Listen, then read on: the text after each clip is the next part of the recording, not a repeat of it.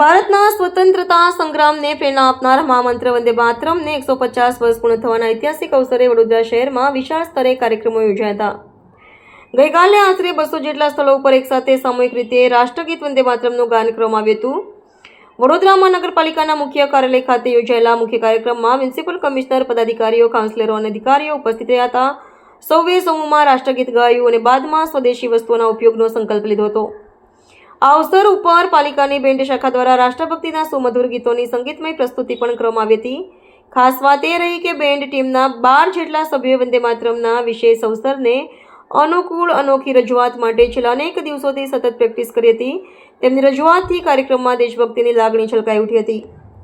વિશેષ રૂપે 1870ના દાયકામાં બંકિમચંદ્ર ચટ્ટોપાધ્યાય દ્વારા રચાયેલ વંદે માતરમ કવિતા, તેમની નવલકથા આનંદમઠ 1982માં પ્રકાશિત થઈ હતી। આ ગીત પ્રથમવાર રવિન્દ્રનાથ ટાગોર દ્વારા 1896માં રાષ્ટ્રીય કોંગ્રેસ સત્રમાં ગવાયું હતું। બાદમાં 24 જાન્યુઆરી 1950ના રોજ ભારતીય બંધારણને તેને રાષ્ટ્રગીત તરીકે સન્માન આપ્યું હતું।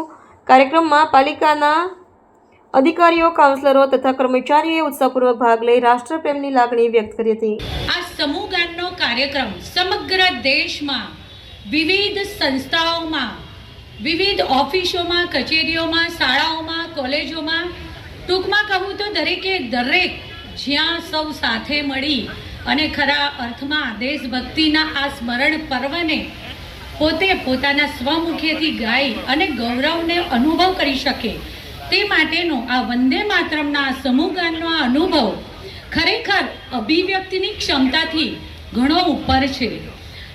એક સાથે અનેક લોકો જ્યારે એક લય, એક સ્વર, એક ભાવ, એક જેવો જ રોમાંચ, એક જેવો જ પ્રવાહ આવી